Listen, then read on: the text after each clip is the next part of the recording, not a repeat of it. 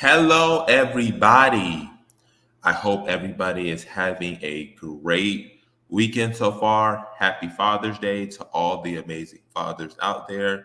You guys are truly valuable. You mean a lot to us, and we couldn't be there without you guys. So I wanted to give a huge shout out to all the amazing fathers. And I hope you guys are spending a great time with your family and friends. And I hope you guys enjoy this show that we're having right now.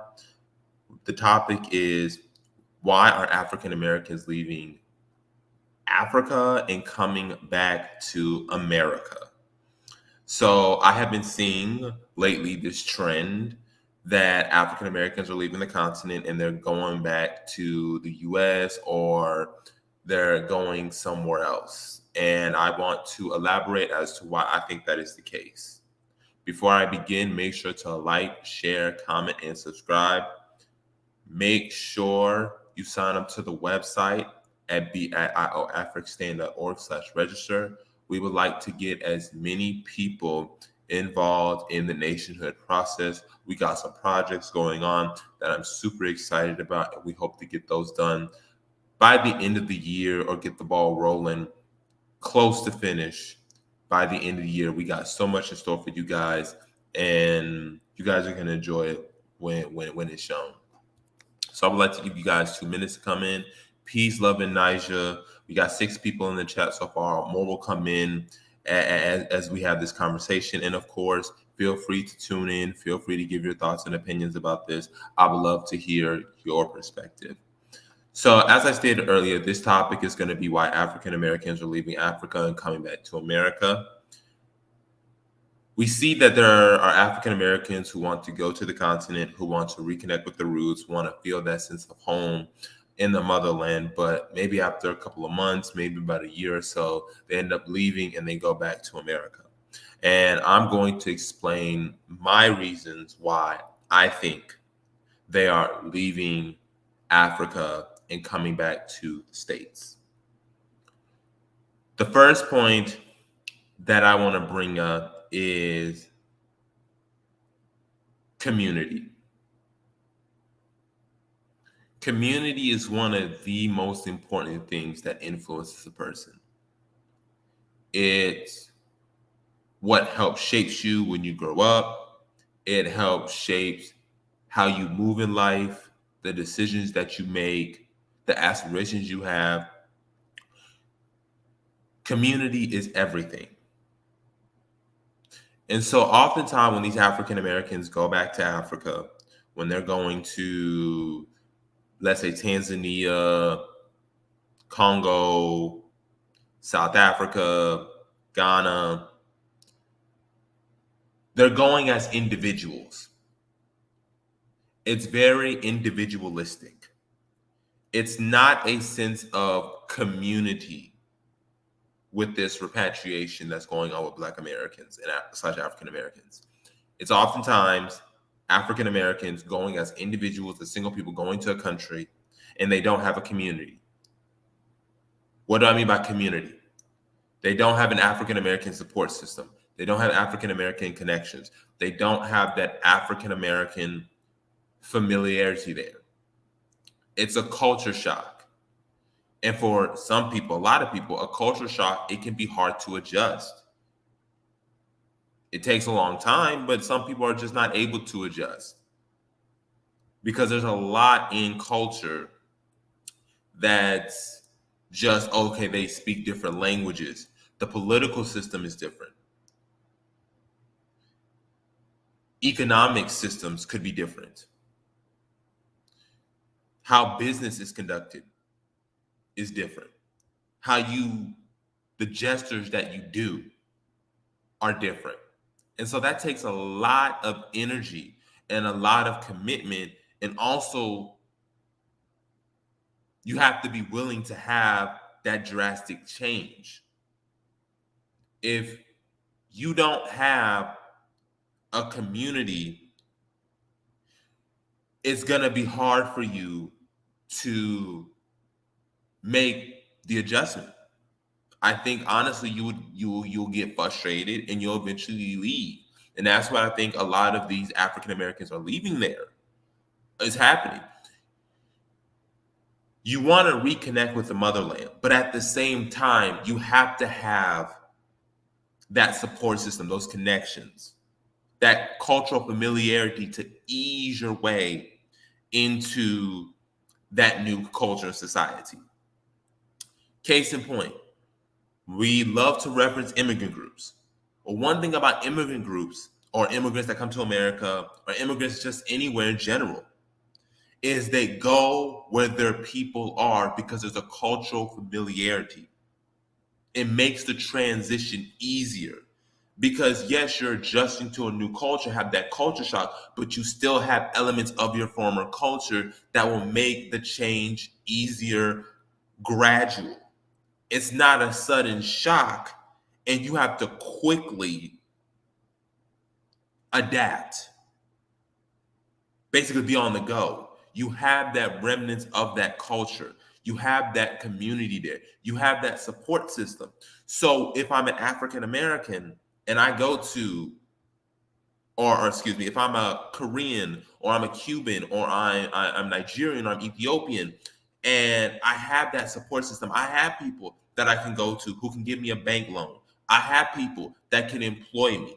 I have people that will reference me good housing. I have people who will tell me what the political landscape is and how, I need to move, how the group is moving in relations to the broader society.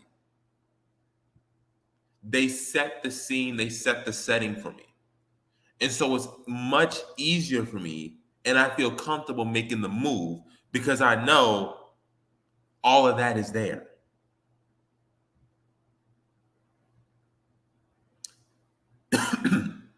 And that goes into my second point, which is cultural identity.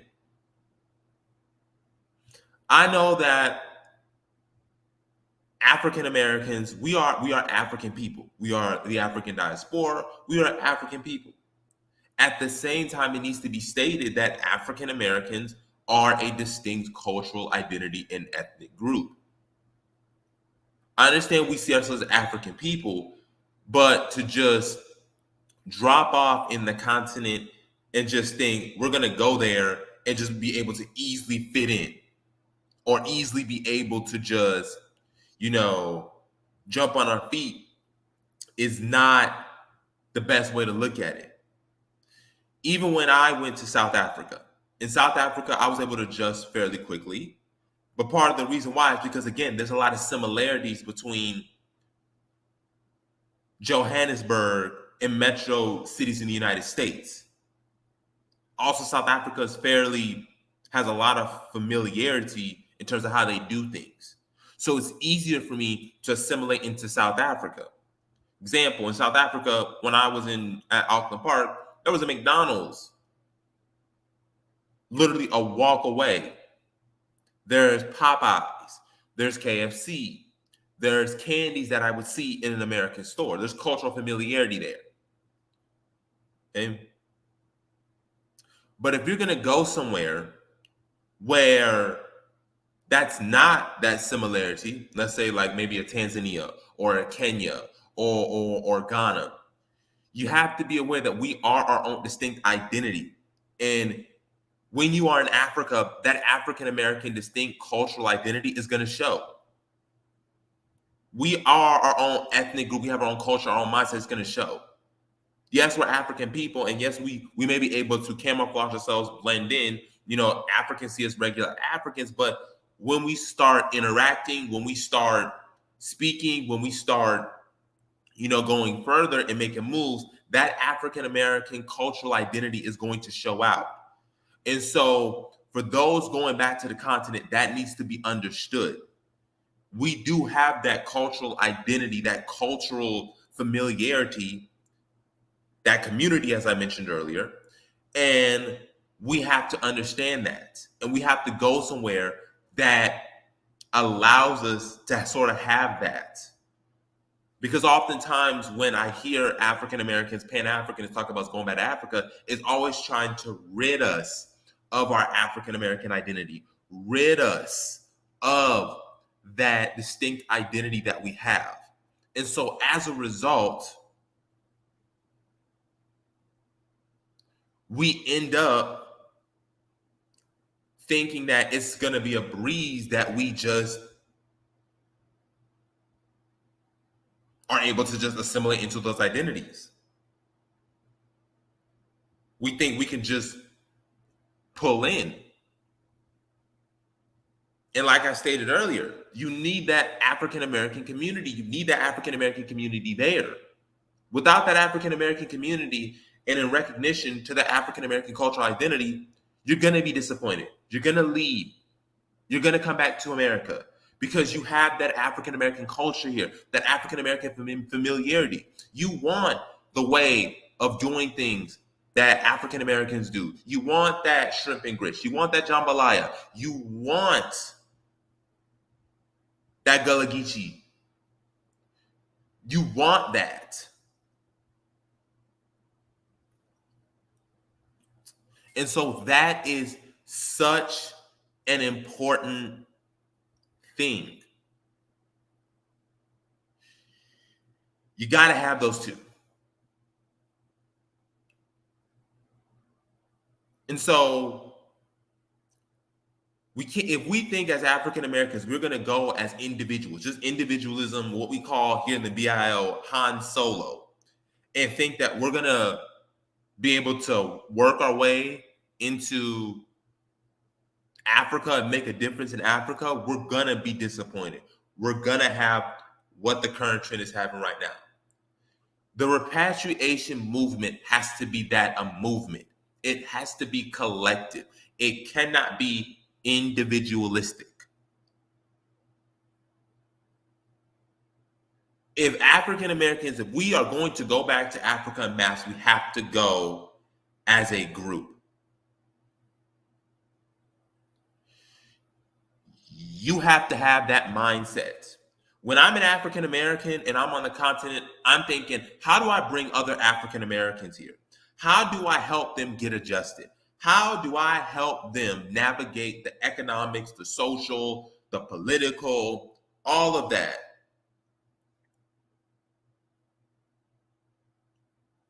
And I want to get to some of the points that Love and Nigel brought up because she brought some great points up. So she brought number one, not understanding or wanting to assimilate parts of the overall culture in an African country. Yes, culture shock. Number two, they did not plan well or come with no financial plan to take care of themselves or their family. And that is absolutely true. You got to have income. You got to have a skill. You got to have something that you can maintain stability. She says, trust, not necessarily. Visiting a few times and building community outside a touristy place will be helpful for a full move. Exactly. I mean, it's great to go visit, but being in the touristy areas is not good enough. That's why it's a tourist area. It's for those who just want to visit, get a lay of the land. But if you want to really move, you got to go to places in the suburbs, in the rural areas. You have to know the entire area. Not just I'm in this touristy area, maybe like 2 or 3 miles, and I stay there for the whole time, and this is my perception. Go 30 minutes out from that tourist area. Go an hour out of that tourist area and see how folks are living, and you'll get an understanding about what's going on. And she's right, it's easier with many people to move. All of these play a factor. And trust, your point is valid. A point that I have, that I've emphasized, is something that we here at the BIO keep repeating. You have to have people that lay that foundation and adjust. You have to have all of this. You got to have people there who are laying the groundwork. You got to have people in connections outside of just, a touristy area. You got to have people across the board, across the city, across the suburb, rural areas. You got to have the African American community. You got to understand we have our own cultural identity, and it's going to show out. All of this, we have to understand if we're going to make it successful. Going there as individuals is not going to work. It's not going to work. And I know here at the BAIO, this is my opinion, but we're the BAIO. We're Liberia centric. So of course, at least for me, I would prefer African Americans go to Liberia. My honest opinion.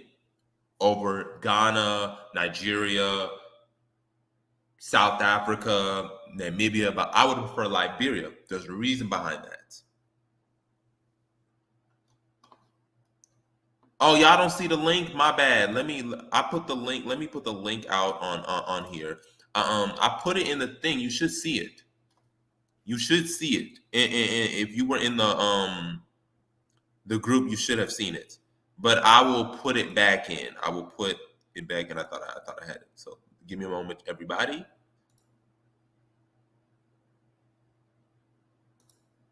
In 1 minute. It's taking it. Okay, you know what? I think I already have it there. Okay. I think I already had it there, so let me just do that. All right, y'all, the link is in there. The link is in there now. So if you want to come in, you can come in. Give your points, give your thoughts, give an opinion. I would love to hear what you guys have to say. To continue on, I've always been the belief that African Americans should go to Liberia who want to reconnect. That's always been my opinion, and I'm going to go elaborate further into that as well. She says, a lot of us have that my people mindset and come thinking that they don't need to keep their head on a swivel. When people are hungry, they will do the needful to get from you. You think they are being helpful. They are being helpful, but they are trying to eat. That's why you need people on the ground. Thank you. Another reason why you need people on the ground. You got to have that collective community there. Over and over, I'm going to keep pounding that collective community has to be there. You can't be pulling up and getting mad when it don't work out. You can't be mad when it don't work out. You can't. You can't be mad when it don't work out because you ain't got no connections. You going blind and thinking that that's going to somehow, you're going to somehow be able to just work your way through. It don't work like that. It's not. You're going to be disappointed.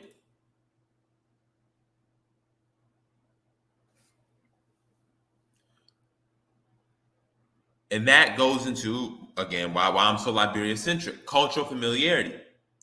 I have been on Liberia since I was in high school. I've made that known. I constantly emphasize that I've known about Liberia since I was in high school.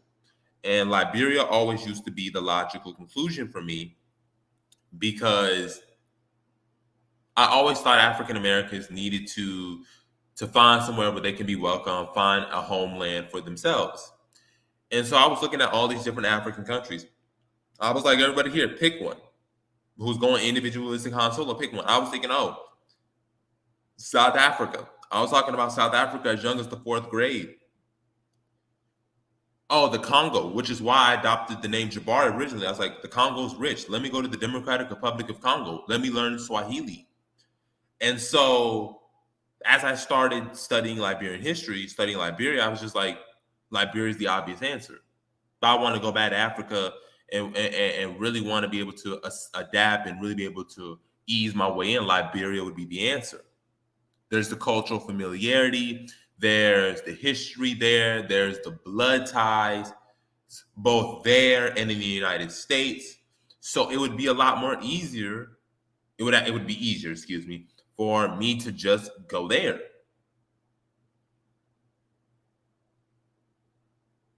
And that's why I've been on the advocate of Liberia since then. It makes the most sense.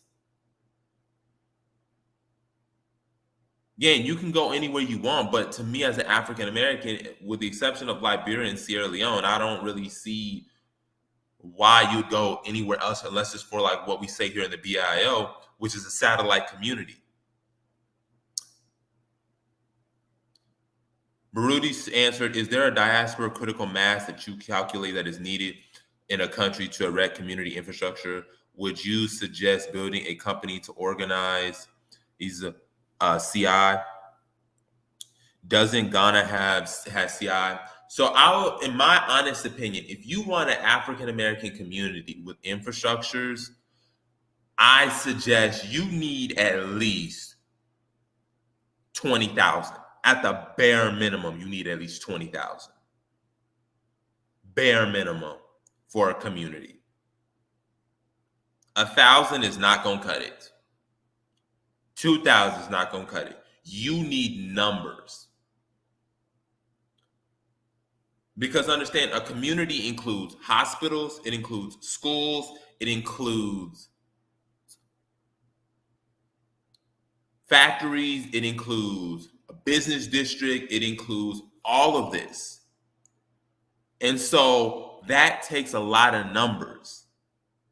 It's not just, 1,000 of us come together, we build some houses and we got a community. Nah, you got to have a hospital. You got to have a business district that's making income and revenue for that community. You got to have schools. You got to have enforcement there. You got to have all this there. And that takes thousands and thousands of people. I actually, if I can find it, I want to show you guys, or I want to list the things that you need in a community so people understand the full scope of it. Okay. So here are some things that are included in a community. Okay.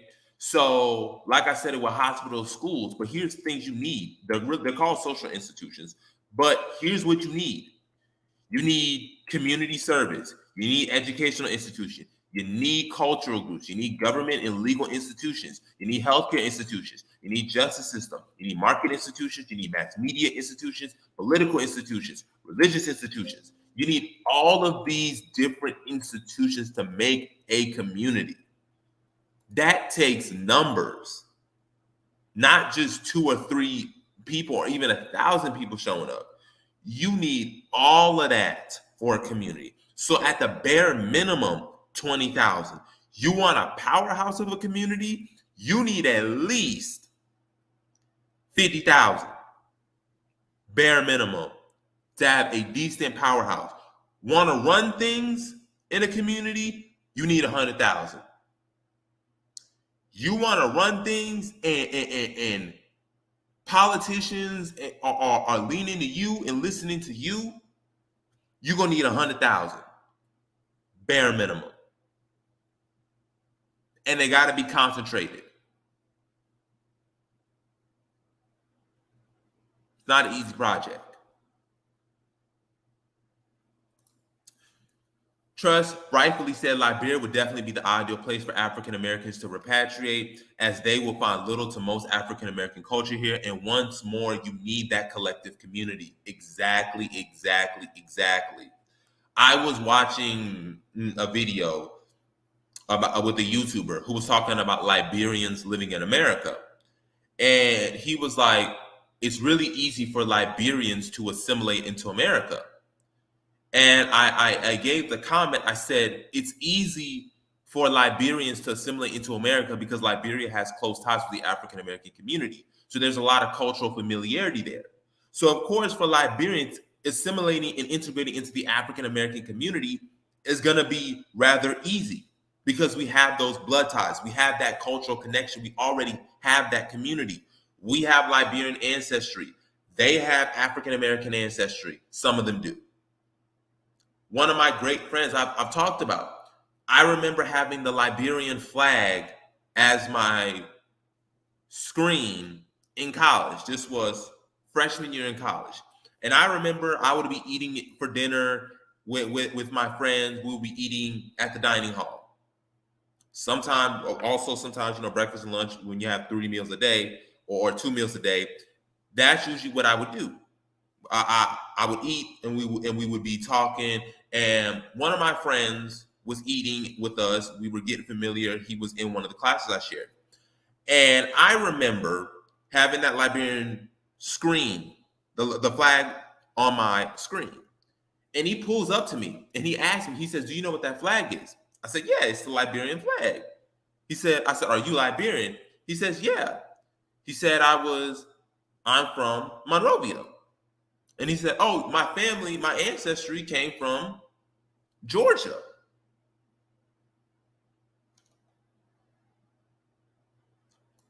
So that is one example right there.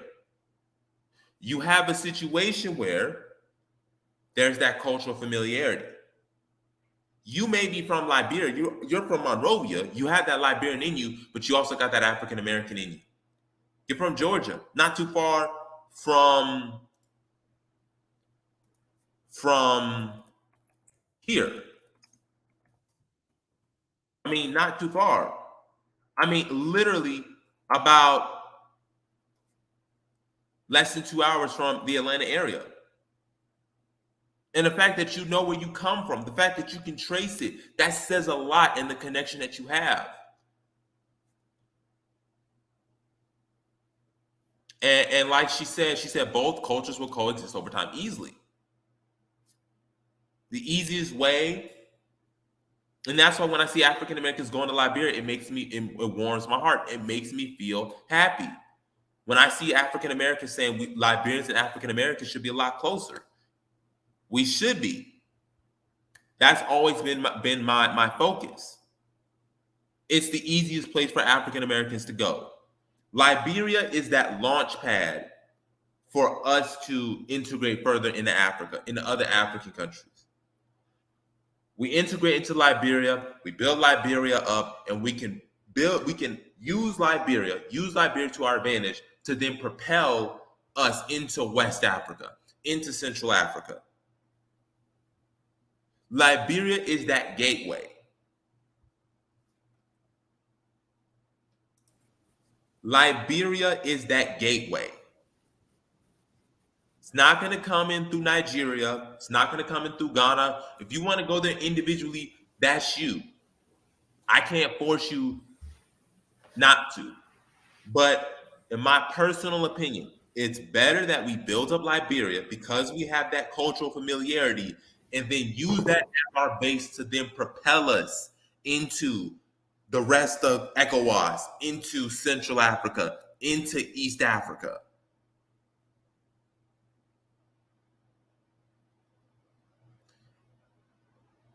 It's the best situation.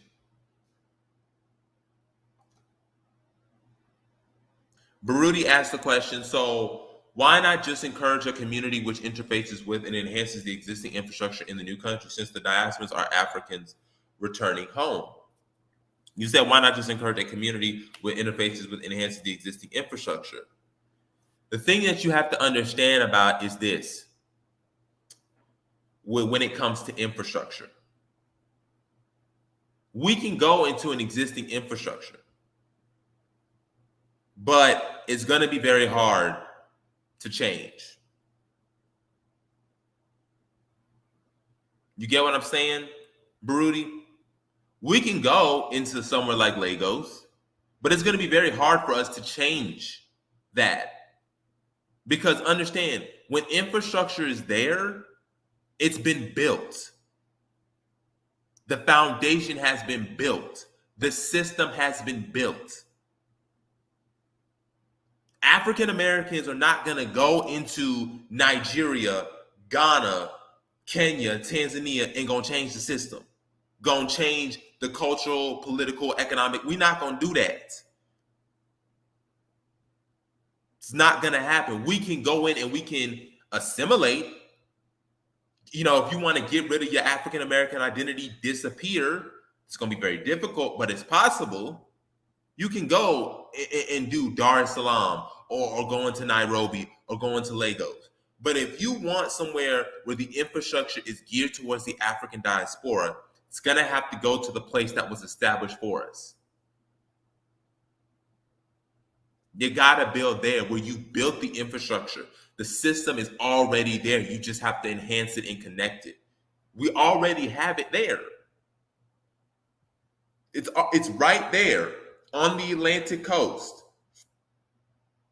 It's right there. It's Africa's oldest republic. It's right there. All we got to do is connect with it. But going to a place like Nigeria, Tanzania, where again they have distinct identities, there's not really an African American community, there's not really that major history there. It's going to be hard. It's going to be really hard.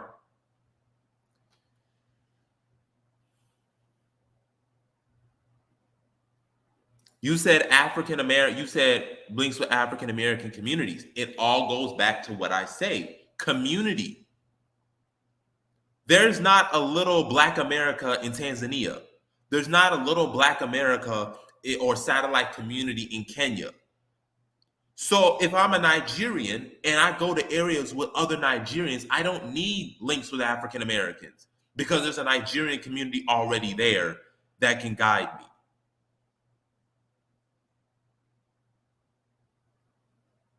I can go ask my Nigerian buddies, hey, yo, where's the best place for me to get a loan? Where's the best place for me to send my children to school?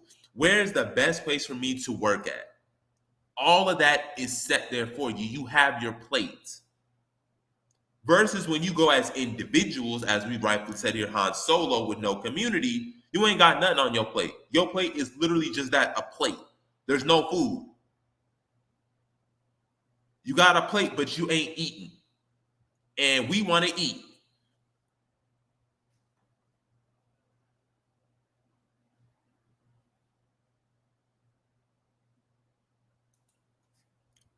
I'm not saying we can't build anywhere on the continent. I said it's best that we build here. I didn't say we can't build anywhere in the community on the continent. I just said it's going to be a lot harder. That's what I'm saying. I'm saying, listen, we can build an African American community in South Africa. We can build an African American community in Zimbabwe if we had the community there. Again, it's community. I prefer Liberia because it's to me it's the ideal place. But we can build anywhere if you have that community. But if you don't have an African American community there, it's going to be hard to build.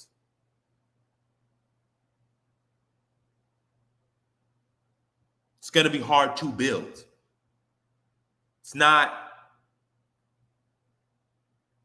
being a Debbie Downer, it's just expressing the facts and the reality. And even when you're building in those communities, in those other countries, it's going to be, again, with the infrastructure stuff already built, you're just integrating into that system. That's what you're trying to do. Okay? You might change things here or there, but you're going to integrate into that system. You're going to become the Nigerian way of thinking. You're going to become the Ghanaian way of thinking. It's going to be the Nigerian way of thinking with an African American flavor to it.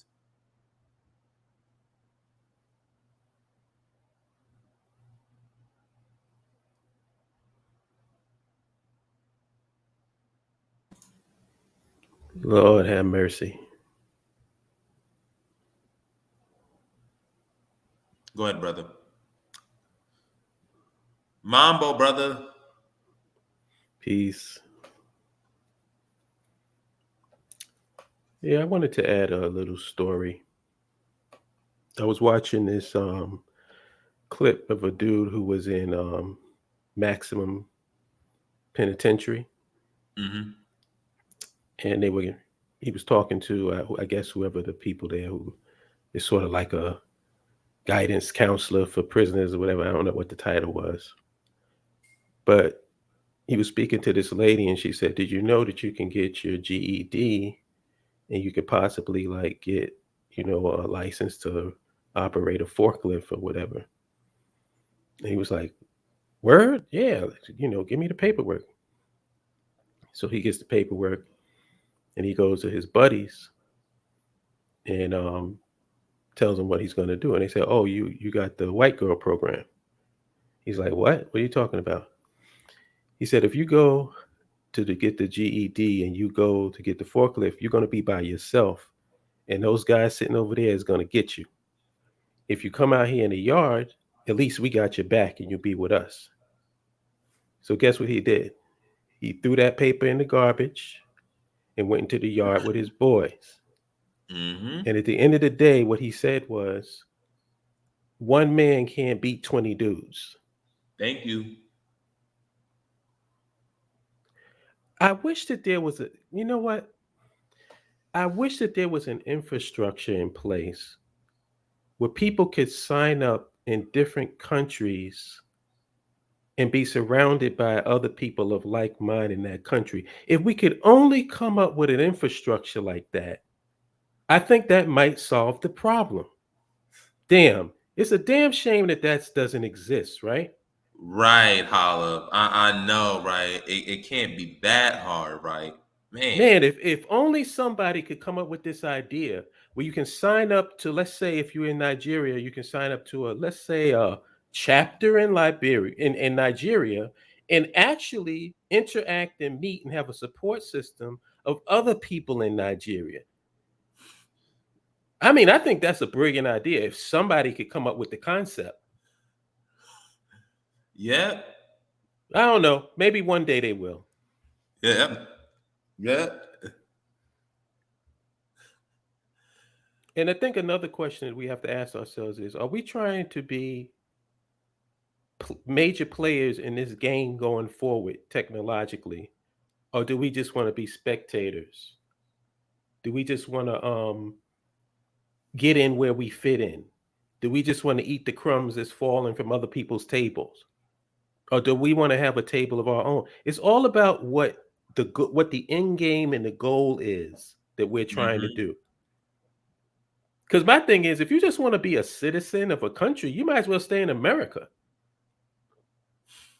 Why are you going? Why are you going to a less developed country to be a third, a second class citizen there? Just stay in America. That makes the most sense to me. At least like it's technologically advanced. It's a first world nation. It's a superpower. You have all of the amenities, hot water, running water 24/7. You got all the amenities, all the entertainment, everything that you need right here in America. What is the purpose of going to Africa? That's what I want to know.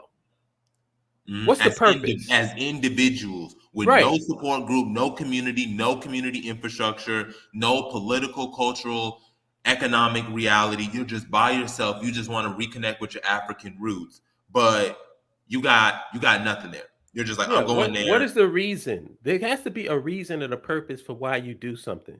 There has to be an end game. Mm-hmm.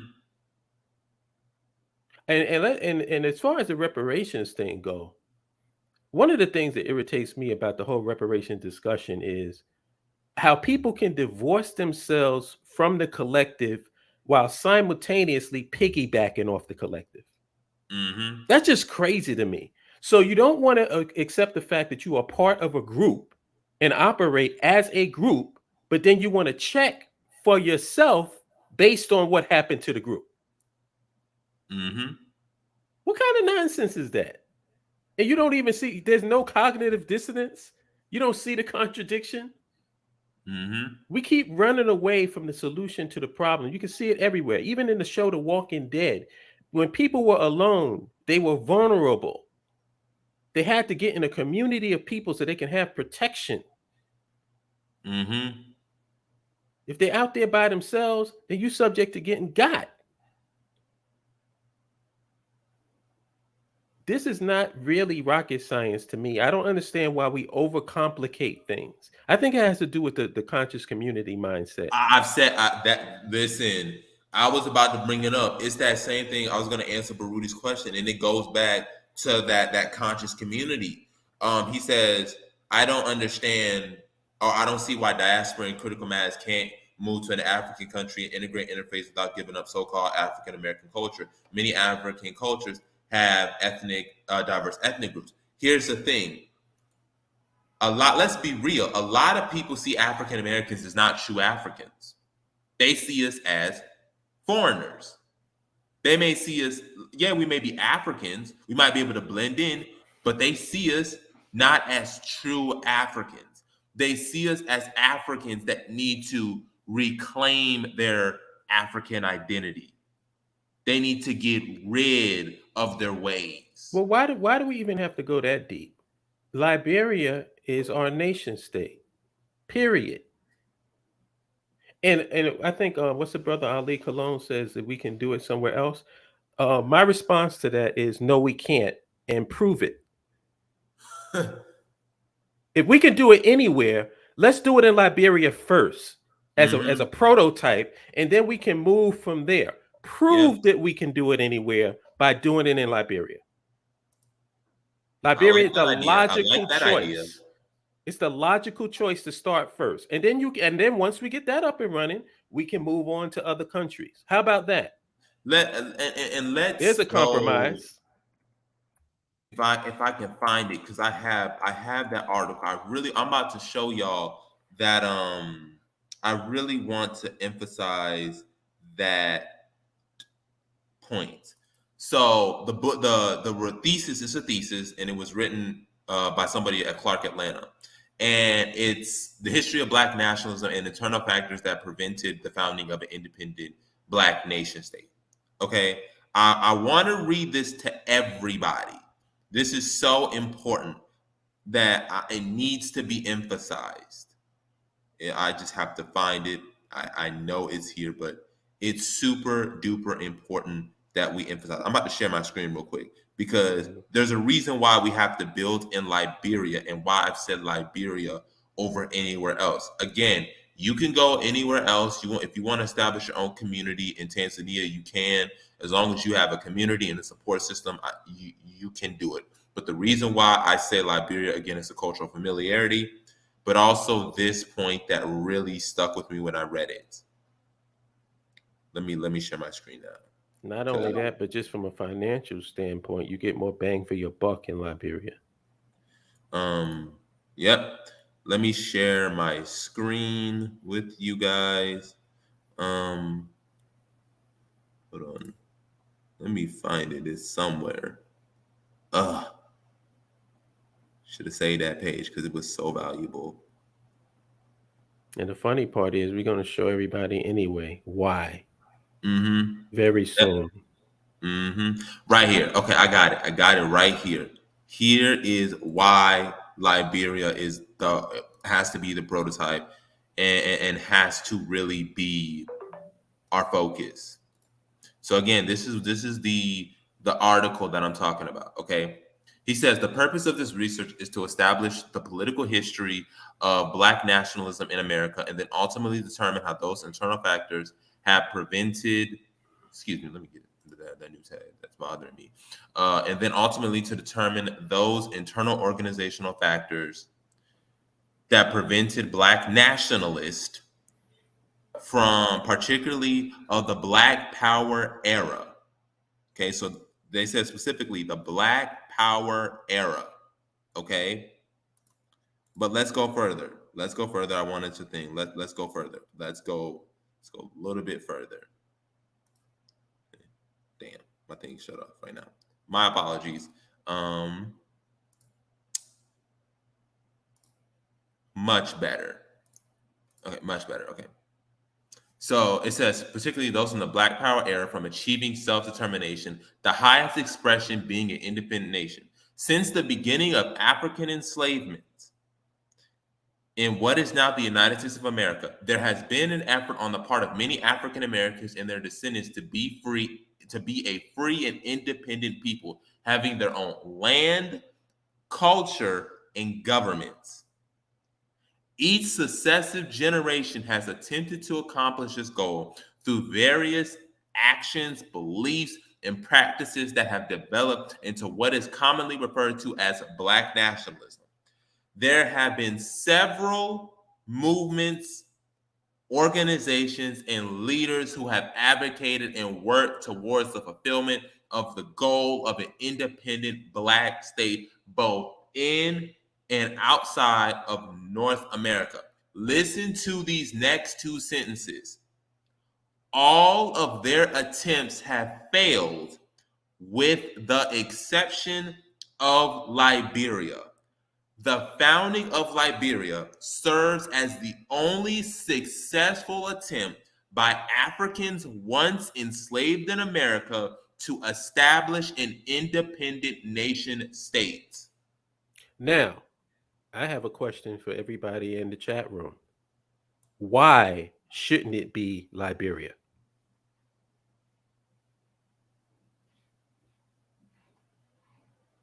Take your time.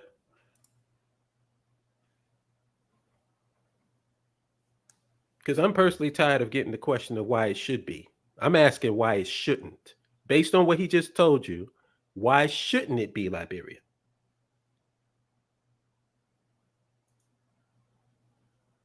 Unless you disagree with what he just wrote.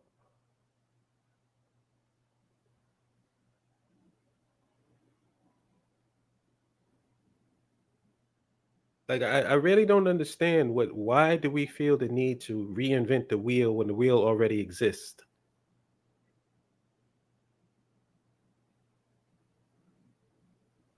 Nobody wants to take a shot?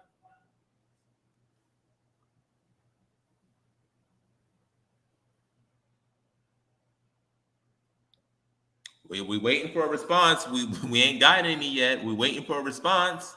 Yeah, please. Anybody got one? I Give mean, a shot. if you don't want to type it out, come into the live stream so we can have a conversation. I promise you it won't be hostile. I may Yeah. sound hostile. It's just that I'm always annoyed. So it's no big deal. I know how to control it.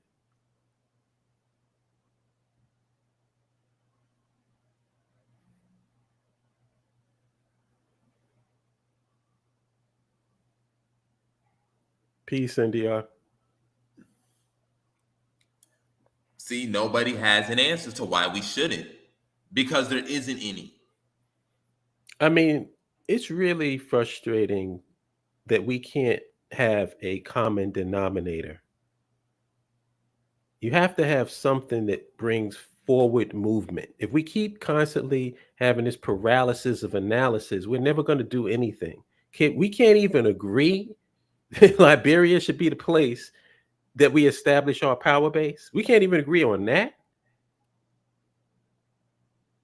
Just from a logistical standpoint, in terms of the laws, in terms of the Constitution.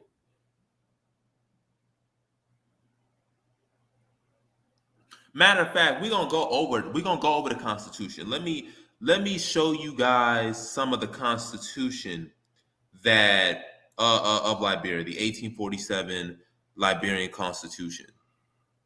Obviously, 1986 is the one that is most recent, but 1986 is technically illegitimate because it occurred through a coup. So the 1986 Constitution is technically not legitimate.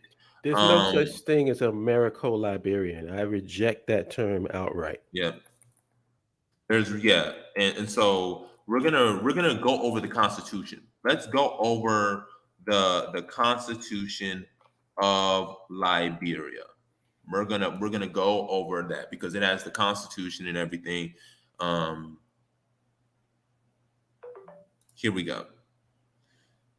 We're gonna go through the Constitution of Liberia, just from the 1847 Constitution. Okay, I'm gonna bring up this important point. Okay, here's the most important point, that if you really are for nationhood for Black people, you would agree and would support Liberia. Here it is, right here. And before you make that point, I just want to say that the reason why I say I reject Americo-Liberia, if your parents, your grandparents' grandparents have been in Africa, what the hell connection do you have to America? I'm using the same logic to people who say, "Well, you ain't African because you here." Well, shit, why are you still American if you've been in Africa since the 1800s? Mm-hmm. And also, I don't like when people bring up the fact that, oh, there's been civil wars. Ethiopia has had a civil war. They are the country that has the most recent civil war, the bloodiest war of the 21st century. Yet nobody says that Ethiopians shouldn't work together because there was a civil war. You have a civil war in South Sudan. You had a civil war in Sudan. You have a civil war in the Central African Republic. You have a civil war in the Congo. You had a civil war in Nigeria, Angola, Mozambique. Can we stop using that argument? That Rwanda. argument is very old. Rwanda, just 25 years ago or something like that. Had a genocide, and yet nobody says Hutus shouldn't be able to work with Tutsis, because after all, they did wipe out almost 90% of the Tutsi population. I think this all comes from the conscious community, because the conscious community has enveloped in our people this one and done mentality. Mm-hmm. You know, like, oh well, Black Wall Street happened. That's that for that. No need for us to have anything else. Okay. You know, Liberia happened. Oh well, that's it. It's like, I made this point before because it's the only point people seem to understand. It's like, we don't do it with sports teams. Mm-hmm. Your sports team loses that year. All you're thinking about is who can we trade to get better? What are we going to do next year? You don't just disband the team because you didn't win the championship. But for us, it's a one and done. Mm-hmm. Everything we do, because we see ourselves as failures instead of winners. Yep. Mm-hmm. And we apply that double standard. It's one of the things that I've said. It's the double standard of Liberia. When it's Liberia, everybody gives a double standard. So, oh, African Americans shouldn't go back there. You know, this is what happened, and there were 2 civil wars. Okay, Sudan had 2 civil wars. Ethiopia has had plenty of civil wars. Yet nobody says Ethiopia should break up. Nobody ever says that Amaras, Oromos, and Somalis can't live together. Nobody ever says that. Nobody. There's teams that have never been to the Super Bowl. You realize that? There are teams that have never been to the Super Bowl, yet they still play every year. Yep. Why? Why don't they just give up? Get rid of the team, tear down the stadium. Exactly.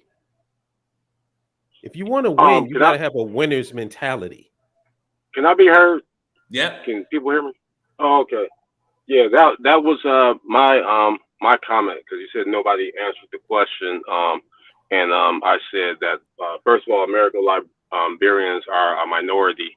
They, you know, in the country, they, you know, it's not like it's just all the country is filled with descendants from America. Mm-hmm. And secondly, like I say, when you're comparing wars in Sudan, civil wars in Sudan and Ethiopia, it's not the same thing. It's not the same thing at all. It's comparing apples to oranges. Also, the war that ethnic groups. Ethnic groups. No, because it was you're talking about a conflict that occurred from people from America in specific who relocated to Africa and had conflict with the people who were already there. None of that other stuff y'all named comes even close to being comparable to that. It's not even a true comparison. Are you saying that the civil wars right now, many of them due to ethnicity, such as the Tigrays being ethnically cleansed to a certain degree by the Amaras and the Oromos, you have Oromo separatists and Amara separatists. That's not the same? That's no, it's not. Completely different? No, it's not. No, it's not. How long have the Tigrays been in Ethiopia? And we're talking about going to Liberia tomorrow. So it's not the same. They've been there. Ethiopia itself as a country has only existed realistically for about 200 years. What we consider Ethiopia today has not been Ethiopia's historic territory. So what are we talking about here? Again, those people have been on that dirt for thousands of years. African Americans have been on African soil. Our ancestors have been there for thousands of years. We were just taken from the transatlantic slave trade. But, so what are you talking about? Like, I mean, but can you get on the phone and call a cousin? No, that is not okay. So it's not. So it's not. I don't understand the point. So it's not the same. It's not the same. Can I respond to Hollip, and then I'll give it to you? It's not the same because you're trying to act like the history of the civil wars are a moot point and you're tired of hearing it. And I got respect for y'all. I think y'all know of me. Mm-hmm. Um, but but but it's not a mute point. I mean, we don't want to go there and have another civil war. Um, why? Nobody's trying to though. Right, you should avoid it. So just saying that, oh, it's wars that exist, and no, it's a potential. It's a great potential for a third civil war in Liberia if a large influx of African Americans moved there and started a community.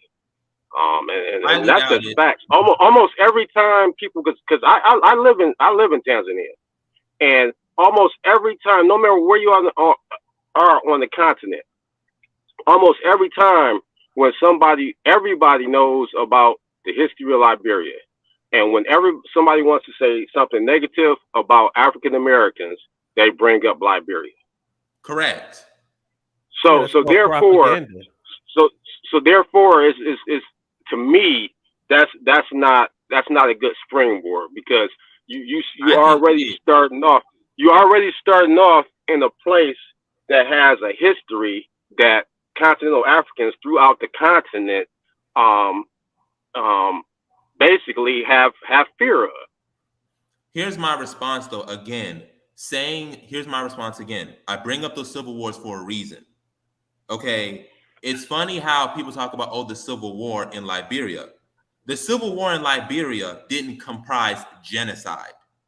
I can point to the genocide in Tigray. I can point to the genocide in South Sudan, in Sudan.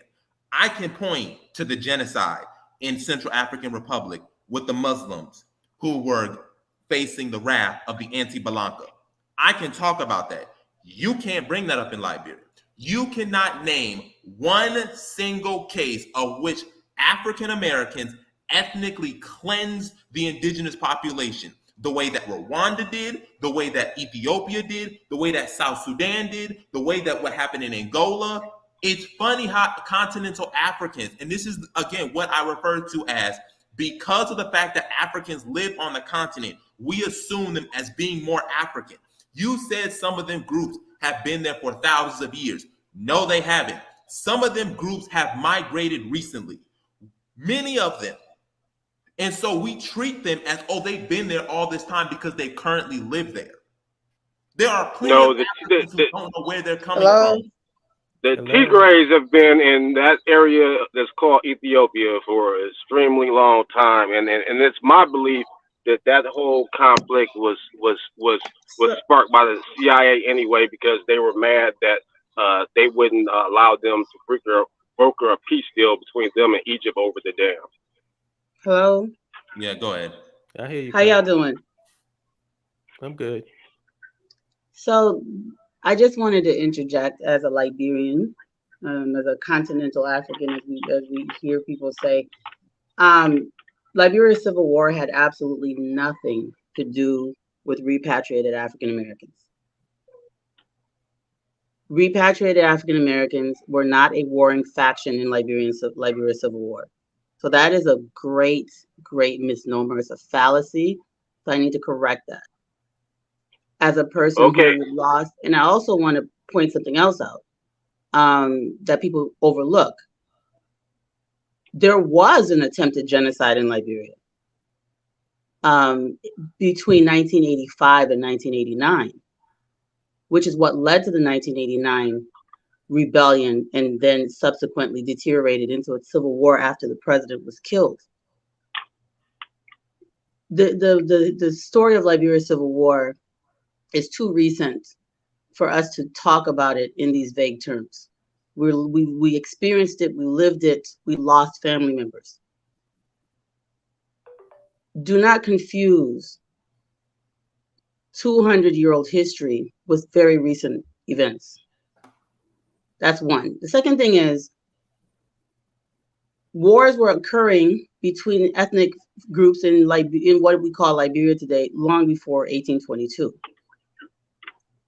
People were dispersed in the diaspora because of war and conflict. People returning to their places of origin are not foreigners, they're not invaders, the repatriots. People I know who had to leave what we call Nigeria to go to places like Benin and places like Gabon, where they even speak French. Ethnic Igbo people who had to go to Gabon in mass numbers because of the Biafra War. What did they do? After a couple of generations, they moved back. And people also have to realize, though Africans have been enslaved in America since the 1600s, many of them were brought very recently. And if you do the genealogy of many of those who returned to Liberia, they had only been out of the continent for 1, 2, 3 generations. As a Liberian, I know that if it were not for repatriated Africans coming back to Africa, I would be Guinean. There is no land conflict in Liberia between ethnic groups. One of the powerful things that the establishment of Liberia did was the people who established the country recognized the humanity, the human beingness of the people who were already there. That did not happen when Europeans came. So they didn't give anybody land rights. Land rights were written into the 1847 Constitution. Mm-hmm. That is why the majority of us in Liberia still hold on to our ancestral land. Nobody's fighting over land. Say, oh, the American Liberians, where do they own land? On the coast? Old freaking slave plantation, not factories and barracks that they turned into towns and settlements. There's no history of a land grab in Liberia. And we sit here and we project European conquest of Africa onto Africans returning home without any evidence, without any historical reference, with nothing but our imaginations, our racist, white supremacist trained imaginations. Do not project white imperialism upon my country. It did not happen there. In fact, from the very inception of Liberia, from the moment Liberians said, we are going to be sovereign, Liberia became a target of global white supremacy, a target to discredit. There's been trade embargoes. They have incited all kinds of divisions. And every time they had a leader that would stand up and try to do something, they put every effort towards thwarting that person's progress or the country's progress. Do not ever go around regurgitating, vomiting, parroting a narrative that was created to discredit African people and be African at the same time. This conversation, I really, I wasn't even gonna call in, but it triggered me. Mm-hmm. I don't blame you because I'm triggered. I don't understand it. I really don't understand. I feel like I just joined in. I lost my father before the Civil War. I lost my father because of at the actual beginning of the Liberia. There was an attempted genocide against my people in Liberia. I lost my father as a result. The freaking president who killed Talbert, who was blamed for killing Talbert, who took credit for killing Talbert, came in and said, you know what? Since the guys who I helped overthrow the government with, one of them comes from this region and he tried to overthrow me, I'm going to go wipe out everybody in his region. And that's what he did. From 1985 to 1989, for 4 years, there was a blood massacre in Nimba. And that had nothing to do with repatriated African Americans. And it was indigenous people who jumped in the bush, the descendants of indigenous people. They're Liberians. All Liberians are Liberians. They jumped in the bush. Charles Taylor's a Gola man. Prince Johnson's a Gil man. These people jumped in the bush and said, we're going to create a citizen militia. Of course, they had help from the CIA. We're going to go and overthrow this tyrant. And that's what they did. What the heck does that have to do with people repatriating from the United States? Nothing. It has nothing to do with it. We can't be talking about very recent events as if it's ancient history. And I question the reason why we're talking about it like this to begin with. Like, what is the purpose? No, wait, can I say something? I just Yeah, joined sure. in. I just wanted to say like that this moment was actually very important. I know he joined in. I feel like him saying that he was voicing what is spread around by white supremacy propaganda around Africa, and to have intellectuals like Cal to be able to voice the facts and the actual history so that we can educate ourselves is important. So even though what he said wasn't based in fact and is propaganda, it just shows the power of having our own intellectuals that we support that can spread the facts, and we can let other Africans know that it's important for us to unite and be based in fact and just organize instead of looking at what we were given, the knowledge that we were given as propaganda, so that we could hate ourselves and not move as a unit with the movement and through emotions. So I just want to commend both Cal, and even though he was wrong, he said it with confidence in order for her to be able to come in here and correct him. So this moment was necessary. Yeah, I was gonna say I thank you, Carl, for coming on because I was getting a little bit heated. My bad. I'll admit that I was getting a little bit heated and a little bit emotional because again, there's always this double standard when it comes to Liberia. When it comes to Liberia, oh, African Americans, they come home, they're going to treat it like Liberia. Oh, they're this ethnic tensions. But whenever it comes to the countries I just listed, nobody bats an eye. Everybody's like, okay, well, it's just a political crisis. Nobody ever projects what they put on Liberia to what they put on other African countries. Like I said, they committed genocide in Nigeria against the Igbo people. They committed genocide, an attempted genocide in Central African Republic. And nobody has that same level of, oh, we have to stop these people because they're doing this. But when it comes to Liberia and the repatriates, everybody has this standard of, oh, we can't allow them to come because this is what they're going to do. Yeah, it's white Exactly. supremacy, And cruise control. It's and it propaganda. is it's absolute autopilot, parroting the narrative of people who hate us. Why would we do that? Why would we parrot a narrative of people who hate us? Why would we join the ranks of our enemies and bear arms against our own ancestors, against our own history? Why do we do this? Today's Father's Day. I don't have a father because of Liberia and the chaos that was created by the Cold War, instigating conflicts where there were none, exacerbating rifts where they were benign. They blew them out of proportion, armed people who had lived peacefully against each other. I'm going to tell you guys this.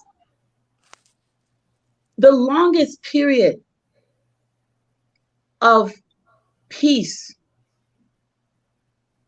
where you did not have people killing each other was from the Tubman to the Talbert administration in Liberia. During Barclay's era, you had the Gribble Wars, where they were killing Gribble and Crew people were killing each other. The same thing during most of the previous administrations. Queen Suakoko, who was she fighting? Was she fighting American Liberia? She was fighting Pella people. She invited Daniel Howard and the government to come in and make peace. If you are to tell the truth, it was the repatriated Africans who acted as a unifying force in Liberia to create an identity that brought everyone together under an umbrella. Before the Republic, there was no unity of identity.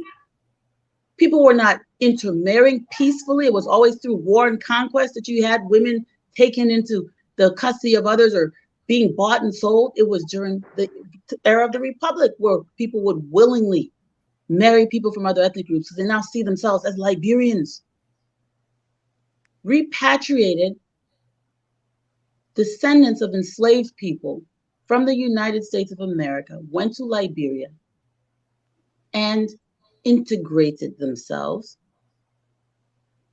They had a sense of cultural supremacy, as wrong as that is, because they were Christians. Mm-hmm. And there's something about religion that makes people think that their way of life is better than everyone else's, no matter what religion or faith people practice. They always have a sense of supremacy, right? And so you come in and you're like, you know what? You're heathens. Come and join us, be Christians. What was the primary goal of African Americans?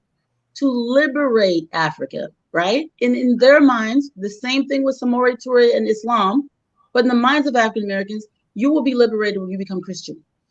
You will be liberated from heathenism when you become Christian. You will stop. First of all, you got to remember when the first 6 to 10 ships arrived, they were still selling people on the Grain Coast into slavery. You have people who were coming back and watching slave ships come and purchase people. This is Joseph Jenkins Roberts.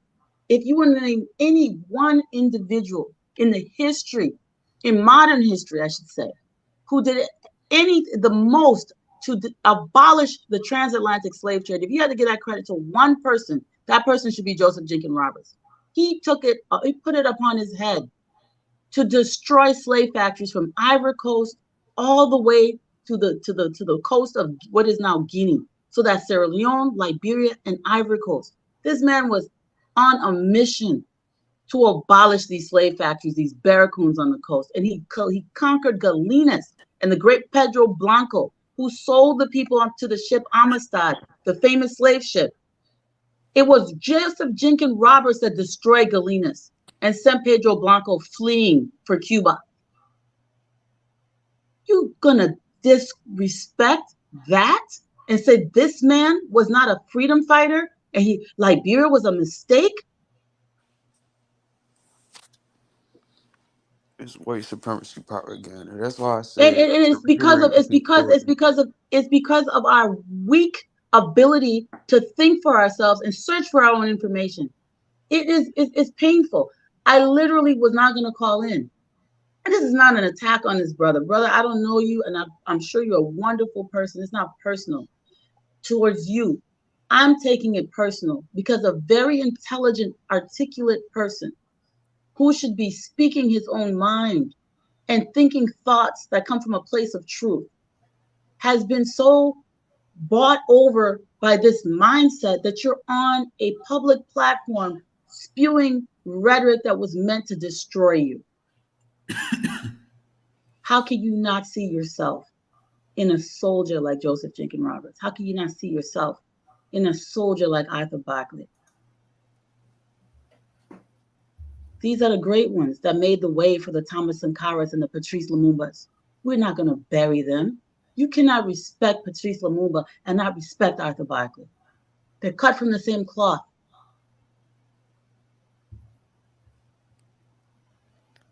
Just because you don't know something doesn't mean it's not so. What's annoying to me is, and I'm not, like I said, I don't want to pick on a brother. No, it's not him personally. It's not about him. But Yeah, it's about that mentality, because I've seen this in the conscious community so much. They say this stuff because it's sexy.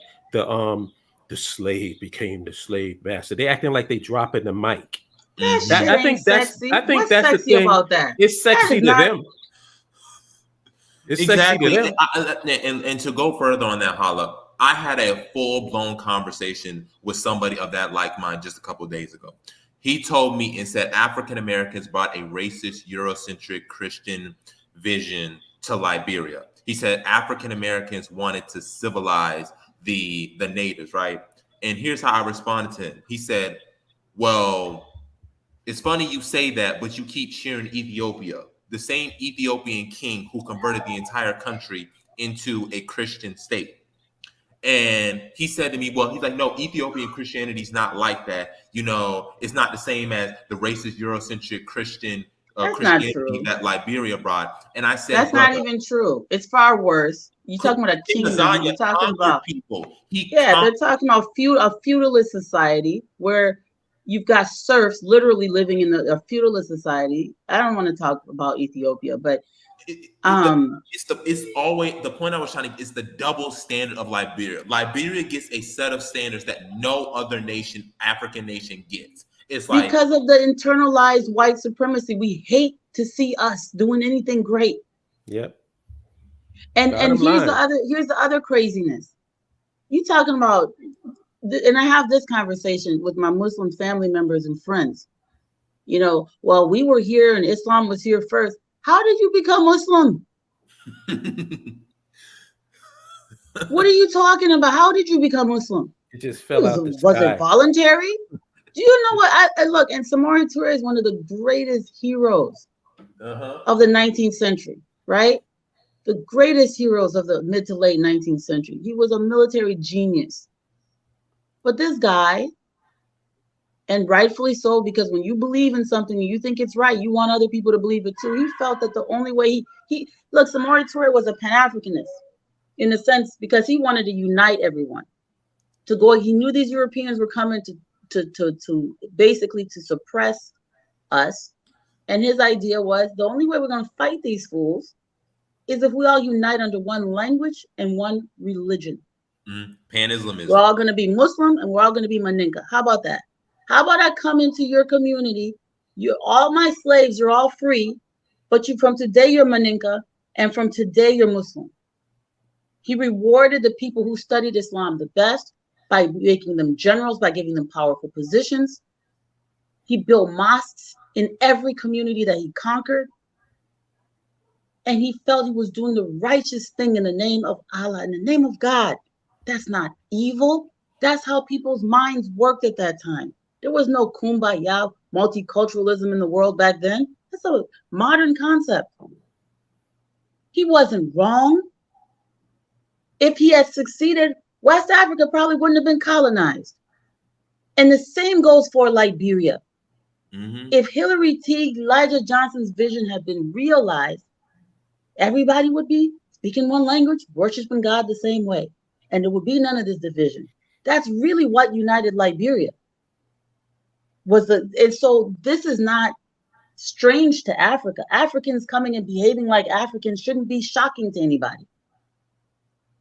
There's nothing European about wanting. How do you think there's so many people that speak Maninka in the world? You can't build an empire without conquering people and making them like yourself. There would be no ancient Ouagadougou, no ancient Mali, no ancient Songhai, no ancient Kano. There wouldn't be so many Fulani people. There wouldn't be so many Yoruba people. They don't have all these people because they have more babies. They won more wars. They conquered more people, absorbed them into their culture and way of life. You can't have an empire without that. That's something. Africans, like we were some kind of idiots just running around. Oh, we're just African. We don't do it. We don't fight. We don't know anything about war. We don't know anything about imperialism. BS. We're just as complicated and as crazy and as brilliant and violent and peaceful as all other human beings. Stop simplifying us and making us look like some noble racist concept of some noble savage. We're just sitting around. We're noble savages. We know nothing about good and bad. Stupid. How is that even possible? And they got this white man is Thanos thing where everything revolves around the white man. They've deified this guy. He says, Jabari, I don't think Kiswahili Worldwide was saying that AAs are the cause of the noted 1980 civil wars in Liberia. He was emphasizing that continental Africans used Liberia to shun African Americans. My response is, that's not how I perceived it. And if that's what he was trying to say, well, even if he was, what's the that's point? That's not what I heard. And that's why I got triggered. I listened carefully. But I'm going to buy that. What's the point of that? He was emphasizing that continental Africans use Liberia to shun that. What's the point? Liberia is propaganda. The propaganda is spread. That's the point. And this whole thing, like continental Africans are some monolith, right? What does that even mean?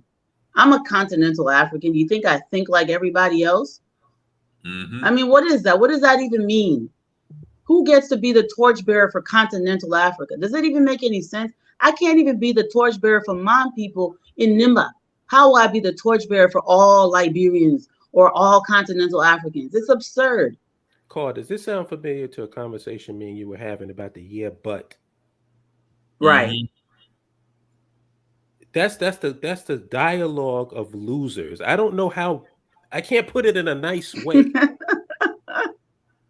I'm going to find the problem to every solution. Mm-hmm.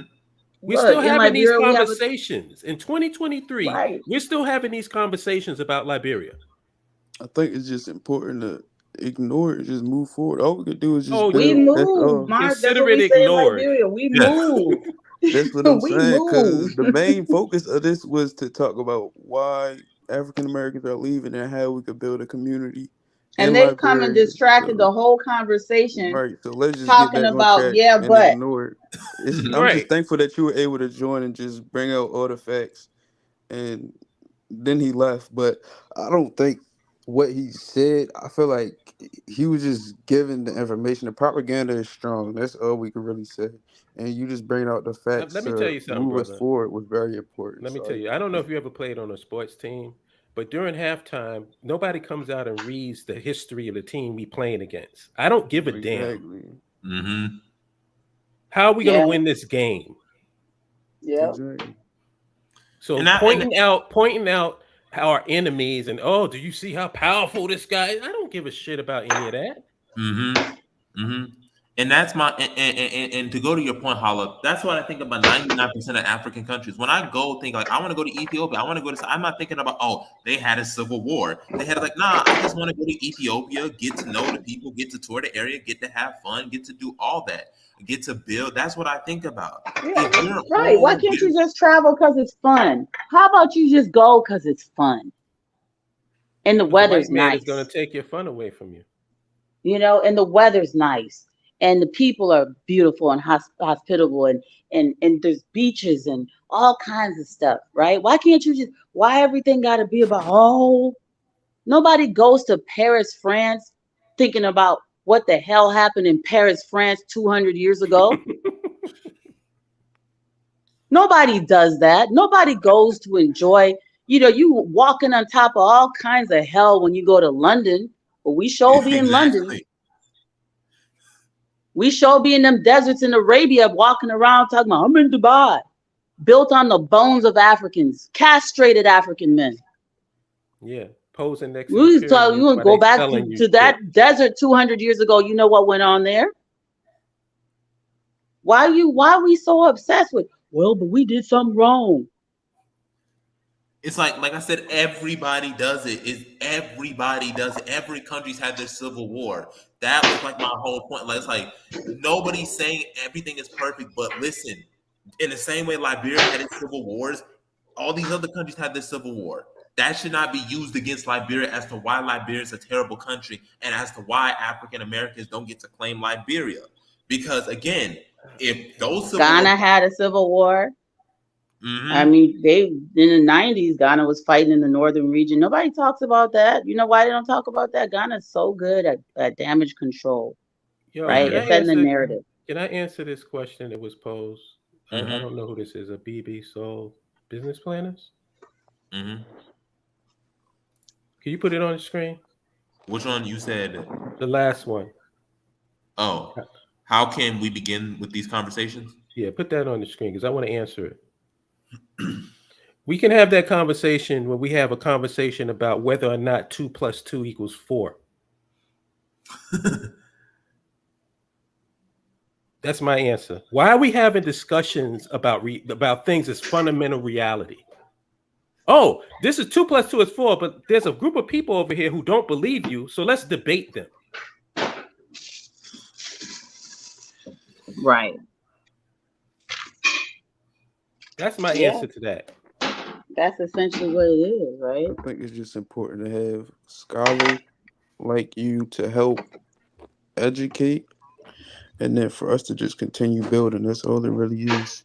Because Like you I can't. tell people, You oh, go ahead, brother. My bad. I didn't mean to sorry, I interrupt. was ready to say you can't really start bringing up history while works is in motion. Like we have a foundation, we have an infrastructure. You could keep bringing up the history of this and that, but we're taking care of people. People are building. We're networking.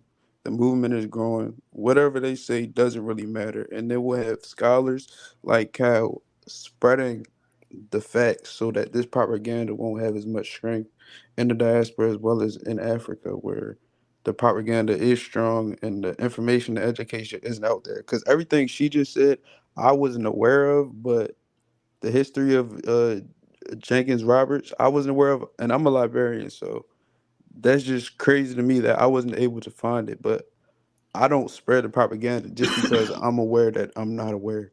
So I'm not just gonna like speak with my foot in my mouth. That what you just said is powerful because, and that's what happens when you're intelligent. And I know what I don't know. When I don't know something, I'm conscious of it. And that's how you learn because when you say, okay, I don't know this, that means there's room for you to grow, right? Right. But there's this mentality that we've taken on as African people all over the world where the first thing that comes into your ears is the last thing that you allow to enter. So if Mm-hmm. the propaganda enters first, that's what sticks. And then everything, all the other information has to fight for space. That's not an intelligent way for us to proceed with anything. How don't so I commend you for what you just said. It's powerful. I'm Liberian. I didn't know this. I rarely hear our people talking like that. Yeah, I So just feel like I've kudos been to on this you. journey just to learn the history, and I appreciate this channel as well. Just finding it and looking at your interview, as well as I think Paul Roberts' interview. I just watched it yesterday, and I think that's just very powerful just to know that there's scholars out here doing the work, spreading the information, and it's just important to one get that information out to librarians and those in the diaspora to understand that this is like a mission that's important to people in the diaspora and Liberia, and that we need to start now because like the powers is out there, the propaganda is already out there, and we just need to start building and spreading the knowledge out so that more people can join the movement and more people can start to build with us because it's imperative to start now because they're starting to try to colonize Africa, colonize it again. And if we don't start to unite now and understand that all this divisiveness and tearing each other down and whataboutism, what about this genocide, what about we weren't together and not and to tear down this idea of tribalism, then it's gonna end up being too late. And Yeah, that what goes, aboutism and yeah, budism. yep. And this goes back to the point, and this goes to the point why African Americans leave Africa. When he said, like, this is what continental Africans think, this is why African Americans leave Africa, is what I said before. You don't see African Americans as true Africans. You see continental Africans because they live there as being the true Africans, as being the true gatekeepers to Africanity, so to speak, or blackness. We view African Americans, they view African Americans as being, oh yeah, you're like you're African, but you're not really African. And Authentic. so, Yeah, what does this that's make the African Americans do that move to the continent? It forces them to have to quickly adopt a culture that is a culture shock to them that they're not familiar with. And since they don't have a support group, they're saying you have to do this. It makes it difficult for them to just say, I'm just going to leave. Why? Why come back if this is what I got to deal with? Why? You're telling me I have to forcibly give up my culture, that I got a white man's mentality, and you're very westernized, and you got to come to get your African culture. That is such an insult. you know what kills all of that, It Jabari? really is. You know what kills it all? The white chiefs. Mm. That deads that whole argument. Mm-hmm. You got The white white and Chinese chiefs. chief. Yeah, white and Asian chiefs. Get the fuck out of here with that authentic African bullshit. We You Oh, ain't you're gonna gonna play talking about that that on me. tourism stuff they do? No, that's just so what that is, Mark, is tourism, right? So it's the same way you can go to Japan and they make you some kind of mock, samurai or whatever. It's just a tourism thing. You come and dress up like a chief and you pay a certain amount of money and it's just stupid. It doesn't really mean anything. Because most chiefdoms in Africa are bloodline, so it doesn't. It's just a gimmick for Mm-hmm. for economic reasons. making a mockery of our traditions, so that you can make some money, whatever. But you said something really interesting, Jabari, about, people having to give up their Africanness. I don't understand how people don't even realize how African America is. The amount of stuff that, I have friends who live in Australia, South Africa. I've been to South Africa. I haven't been to Australia yet, but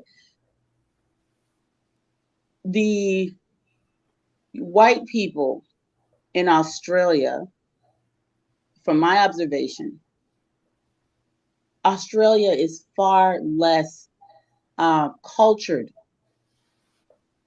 than the United States. And I always joke with them. I say that the difference between Australia and the United States is you don't have Africans. You don't have a large population of Africans that influence the culture. Look at the music in America. Look at the food in America.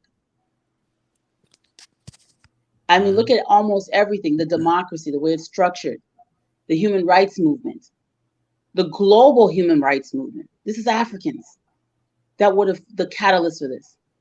In Haiti, in the United States, it's Africans who were enslaved and robbed of their liberty, and their descendants who pushed the envelope for global human rights. There was no such thing as human rights before Africans invented it in the Americas. There was no such thing as human rights before Africans invented it in the Americas, because for them to liberate themselves, they had to liberate everybody. So all of these rights movements that you see are born of African freedom struggle.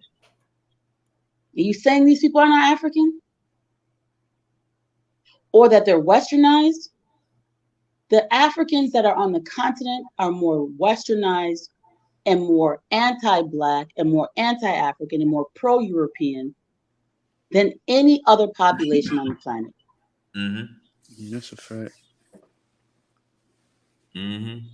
I've traveled extensively on the continent of Africa. The first thing, don't be showing no African nothing that looks like juju or some African tradition.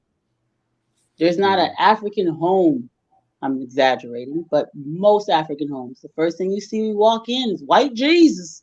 In Liberia, our Vice President, Jewel Howard Taylor, from Lofa and Bong.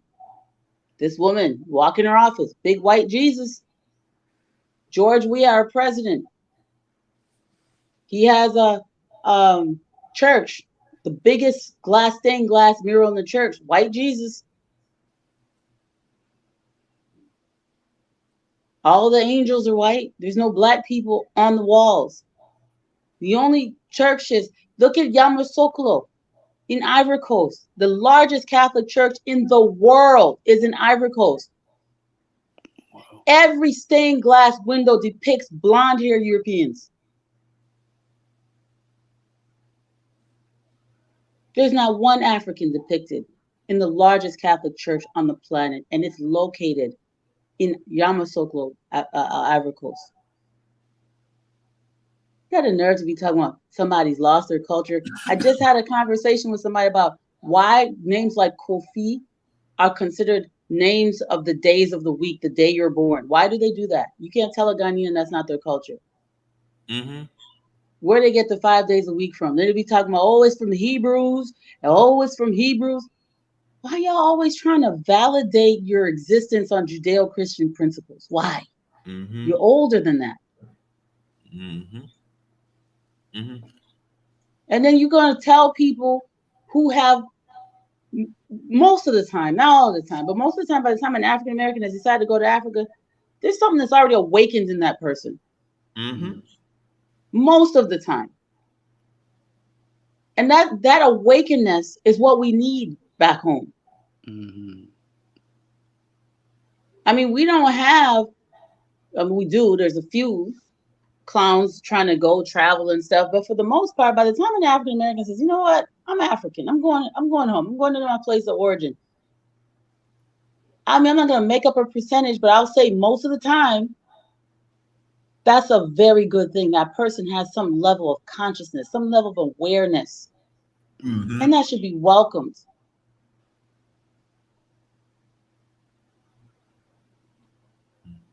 I want to African answer. American. Go ahead. I'm sorry. I just wanted to answer Baruti's point because this goes into your point. He says, if African Americans, as you say, Jabari, are seen as true Africans, don't you think African Americans should advocate and mass that they are Africans? Use of Black American ADOS movement visibility contradicts the African image. African Americans, we don't have to prove that we are African or prove to people and advocate that we are African people. We are African people. In the same way I see African Americans as Liberians, I don't need to prove that. I see myself as Liberian, and that's that. Liberia was built for the diaspora, and therefore it is my home. God. I'm not proving it to anybody. This In the is the same thing, way, I'm man. not proving Nigeria is the home for Igbo people. Liberia is my home. It is our home for us to claim and for the diaspora to come and live their life as human beings. And it's that is that. We're I don't still think- having I don't think he was trying conversations to- about shit that we should have stopped talking about years ago. Yeah. And we Does still having anybody tell debates European about it. Americans? Does anybody tell European Americans that they're not European? Nobody does that. Yeah, but I don't think that's what he meant for you guys to prove it. I think he was trying to say to advocate, as in like just to claim the identity. And then he brought up ADOS and then FBA, but that just goes ADOS to and show like FBA, you they're guys not. aren't a monolith. That's what I just want to say. Like, I mean, are ADOS FBA, people trying to ADOS go back to Africa? What is that movement about? Are they trying to go back to Africa? I thought they were saying that, they're fighting for reparations for the descendants of slaves or something. Yeah, Are they but they trying to try go to back to claim that Africa? they don't have like ADOS and FBA. They claim that they don't have like African heritage, that they're more American. So like he's trying to link all African Americans with that movement What instead of about the just Ethiopians that say they're not black? right. My question is, why Let's are we let's even play the talking why about but game. Let's play the why but but what game or whatever. Yeah, but game. I'm sorry, with backwards, Somalis. right? why are we even talking about this? Because Exactly. Why? we're silly, man. This is a silly conversation, and we're engaging in it. Because I mean, we bring it up ADOS. Why don't we just throw in Umar Johnson and Tariq Nasheed? Like, why are we talking about this shit? Exactly. So let's just do the anyway game. Anyways, what are we gonna do to help build? Like, what are the movements? What are Let's we find trying out to what do? Flavor Flav has to say about nationhood. you'd be I mean, surprised that just you might throw be. in anybody. We just bringing up random people who ain't got nothing to do with what we're trying to do and trying to convince them to be down with. Come on, man. Yeah. And then they can't- I want to can't tell, do it, bro. like you guys rightly said, if somebody's trying to go back to Africa, most of the time that person has some level of consciousness, and that's what this show's about. It's about the people who are trying to go back. It's not about the people who are confused. Mm. By the time someone's made a decision that they're African, they're no longer confused, and that needs to be recognized for the most part. I mean, none of us are perfect. Everybody's on a journey. But that's really a huge thing for me. I mean, because you're African no matter what. You can say you're Native American and you're more American. You can say whatever the heck you want. Your Africanness is your appearance. It's not like Jews that can fix their noses and walk around and just look like Germans. Like, you're African. You can't change that. You can bleach your skin and go get nose jobs all you want. Michael Jackson's Africanness was busting out of him till the day he died. It was in his swag. It was in his everything. He couldn't get rid of it.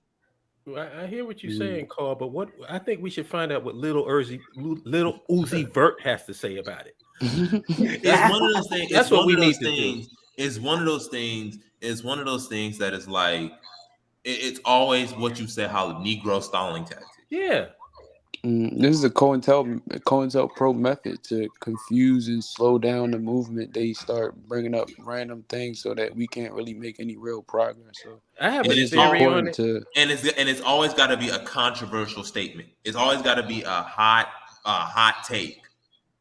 I have a theory on it. I mean, I could be wrong, but my personal theory, and it comes from the conscious community, is that these conversations, when we have these conversations and we talk to each other off of this live stream, we're trying to do something. There's a goal and a purpose to what we're doing. I truly believe that when it comes to the conscious community, this is all just entertainment. This is like a rap battle. Wow, that's sad. You spit, Call spits her verse. I spit my and they can go home. Oh shit! Did you hear what so and so said? That's all it is. It's entertainment. Damn. Mhm. Mm. That's Yep. my theory. I could be It's all. wrong. We had this conversation, Holland. It's all about idealism and none of the material reality. And that goes into the question of why African Americans come back to America. The Pan Africanists, and this also goes in the underrated's mind, the influencers give Black Americans this idealistic perspective. It's individualized. It's, oh, you should come back to Africa, reconnect with your roots, shed off all of this Americanism. It's going to be like a Pan African utopia. And they don't expose the realities of the situation, the material realities of the situation. Yeah. It's always, hey, pick a country. I've had Africans, Pan Africanists, literally tell me, well, you should go back to Africa. He says, well, which African country should I go to? Pick a country. And you wonder why African Americans get upset or they end up getting hoodwinked and they come back to America. Jabari, if you go to another state and you haven't prepared, your ass is going to be back where you came from. Mm-hmm. And also, you would make sure there's a community there. I wouldn't pull up into a state that there's no community. Just tell me, oh, just move to any state. What? I mean, people do it.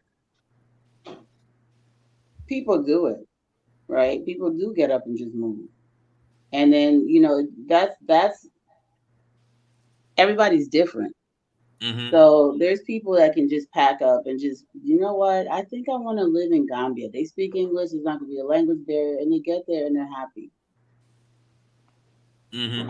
I met someone who did that, who sold his house and just left. It was like, I'm going to Gambia. And I asked him, why are you going to Gambia? Yaya Jaman. That guy's cool. I want to live in this country. This is a few years back when he was still president. He's still there. He's still there.